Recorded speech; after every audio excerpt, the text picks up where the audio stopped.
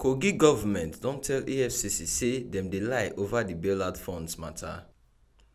Economic and Financial Crime Commission EFCC on Friday talk say them return 19.3 billion naira of Kogi salary bailout fund to CBN for inside one post for Facebook. Kogi State Commissioner for Information and Communication Kingsley Fanwo follow tori people talk for Lagos say wetin the commission them talk no be true.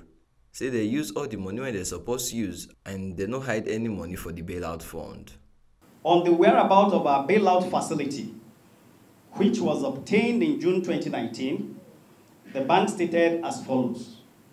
It is, however, correct and further confirmed that the entirety of the bailout fund was transferred to Kogi State salary accounts with us and with other banks in accordance with the mandate and on-lending structure.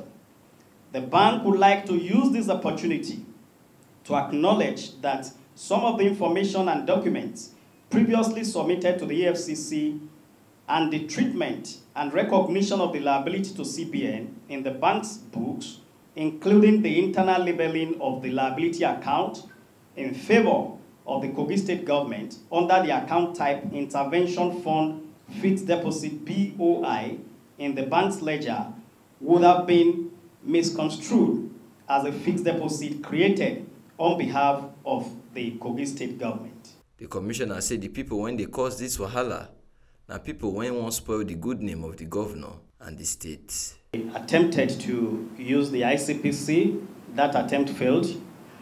They've also gone to the Code of Conduct Tribunal, which also failed by these individuals who have no interest of the nation at heart to discredit the government and the person of the governor, Alhaji Yahaya Bello. Pentecost Ogurure, TMC News.